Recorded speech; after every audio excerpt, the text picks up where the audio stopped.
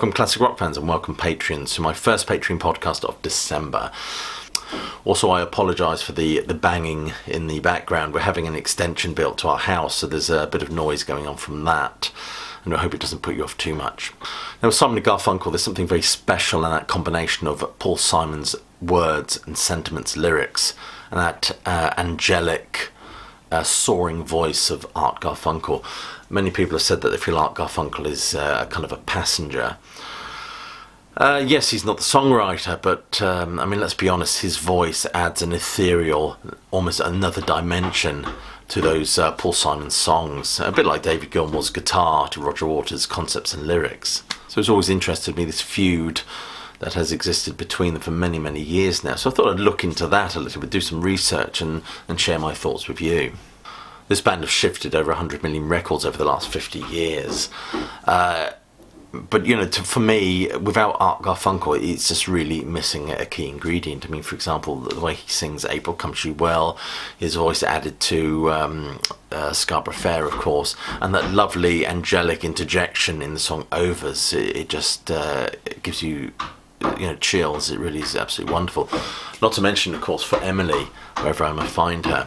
I went to see Art Garfunkel fairly recently at the Cambridge Corn Exchange, and I was concerned with his vocal problems, whether it'll be an uncomfortable hour of shuffling around in my seat, really sort of cringing a little bit, as I have done with some artists who clearly have lost that something special.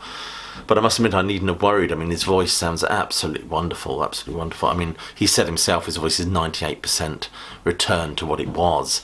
Halfway during the show, I closed my eyes during when he was singing for Emily, wherever I may find her, and I swear I could have been listening to him sing way back in 1967. He sounded that good. Bright Eyes was beautiful as well. The only song that he said that he couldn't really sing very well anymore was Bridge Over Troubled Water, so he did a kind of a rearranged version of that, but it was a very, very enjoyable show, especially if you love Simon and Garfunkel. So if we get back into our time machine, charge up that flux capacitor and fly all the way back to 1957 to the Manhattan recording studio just after Paul Simon's 16th birthday, where they were recording their song Hey Schoolgirl. I mean, it was at this juncture that the band were dubbed Tom and Jerry, if I'm not mistaken. I don't know if they're dubbed Tom and Jerry after the famous cartoon Cat and Mouse. Seems quite appropriate, really, if that is the case. But the company boss, Sid Prosen, released the song. He was very much had the reins of those sort of business decisions regarding this duo at the time.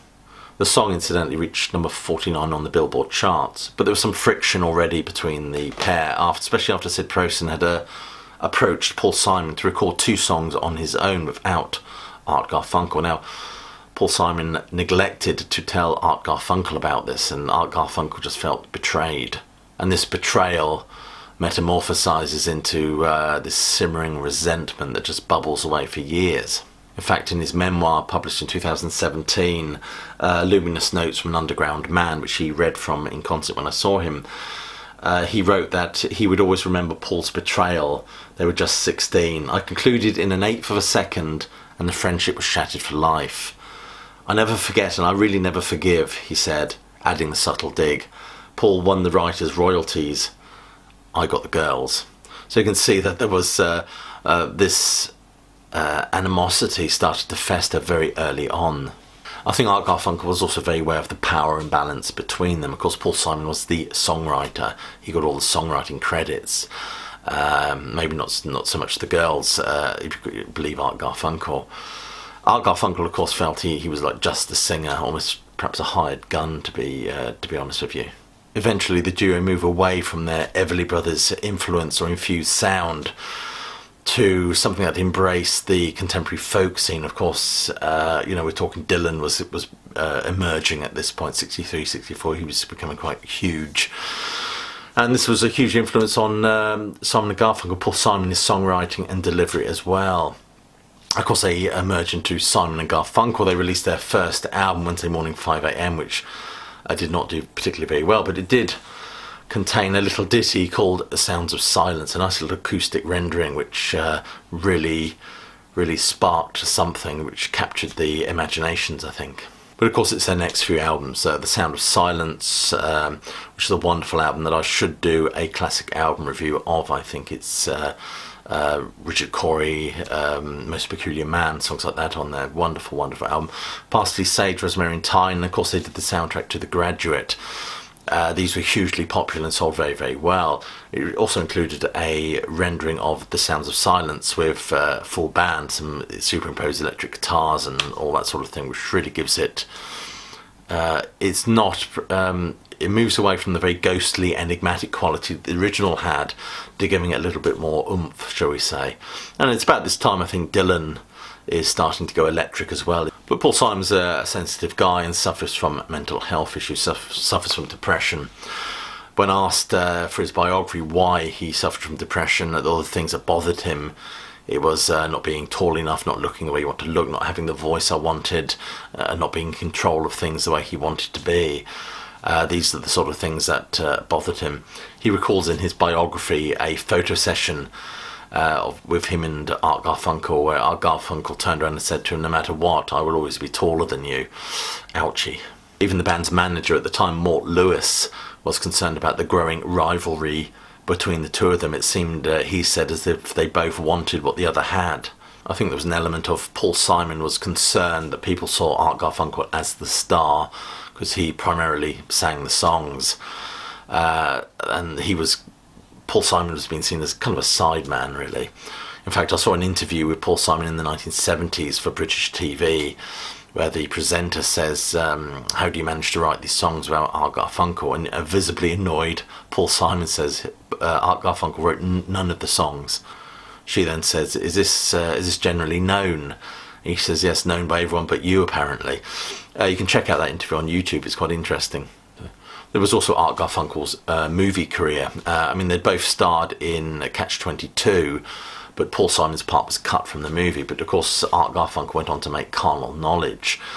Now, Paul Simon was rather annoyed at this lack of devotion or dedication from Art Garfunkel, I think, to the songs, and felt that if Art Garfunkel would go off to Hollywood and be a big star, he would have done that instead. So maybe there's underlying accusations of being rather shallow and frivolous.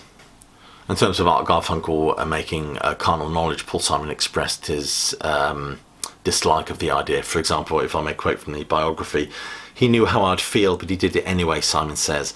"He later told me he didn't see why it was such a big deal. He would make the movie for 6 months and I could write songs for the next album and then we could get together and record them." And Paul Simon said, "Fuck you, that's not going to happen." It got him thinking about the creative toing and froing between this partnership, that why should he be the one that writes the songs and Artie be the one to sing the songs. Of course, Bridge Over Troubled Water was a hugely successful song, and at the centre of this song, of course, is Art Garfunkel's soaring vocals, which probably irked Paul Simon a little bit more, especially when he was at the side of the stage watching Art Garfunkel get all the applause for something that was ultimately his construct. Apparently their last gig on the Bridge Over the Troubled Water tour was in 1970. Apparently the duo, after the last gig, just shook hands in the car park and parted, and not a word was spoken. Paul Simon says there was no need to say anything, the relationship was broken. That's how he phrases it in the biography. Of course, a good decade passes when they actually reformed for the gig in New York, Central Park, which was famously filmed, of course. Paul Simon said, it became apparent at that point that musically we'd just drifted apart. We were just not on the same page. Of course, there were plans for them to do an album together. That album was going to be Hearts and Bones, Paul Simon's record, which is quite a personal album, really. It deals very much with his relationship with Carrie Fisher. But it never came to fruition. I mean, Art Garfunkel did record some vocal parts for the songs that do feature on that album, but apparently Art Garfunkel was saying, "This is the tune, this is how it's got to go," and he would sing the part. Paul Simon wasn't happy with that. He certainly wasn't happy with somebody telling them how his song should be sung. Eventually, he came to the end of his tether and said, "You're not singing on the album." He apparently wiped the tapes, which is unfortunate because I'd love to hear those songs with Art Garfunkel's voice. And it was just eventually released as a solo Paul Simon record. Of course, in 1993, they team up for a series of shows in New York. Unfortunately, a newspaper at the time writes, a newspaper article focuses on Art Garfunkel, referring to him as the singer, and The atmosphere backstage apparently was really, really icy. One commentator said that if there'd been a knife available, one of them would have picked it up and stabbed the other one. Not great at all. Of course, after the 1993 shows, there was another 10 years passed before they rejoined again on the Old Friends tour. Now, interesting, a lot of critics, a lot of people said there seemed to be a lot more warmth between them, as if the hatchet had been well and truly buried, so to speak. But unfortunately, again, this rivalry, this feud rears its head once more when Art Garfunkel said he had some vocal issues after a cold, but it turned out the vocal issues were a lot more serious than he originally let on, causing them to have to cancel a lot of dates. Paul Simon was pretty pissed off about this, felt that it was emblematic of Art Garfunkel's deceitfulness. And of course things get worse when Art Garfunkel labels Paul Simon an idiot for dissolving the partnership and saying that there's no chance of any more future shows. Because even when I saw him live, he said he'd like there to be a few more concerts and things going on, a few more recordings. But I honestly can't see that happening. Paul Simon, of course, is retired from the public stage, and Art Garfunkel still does these one-man shows. If you do get a chance to see them, I would highly recommend it. It's really, really good. But anyway, it seems to be a rivalry based on animosity and jealousy, perhaps, of the others' talents. Anyway, thank you so much. Do stay safe, keep yourselves warm, and most importantly, do keep listening.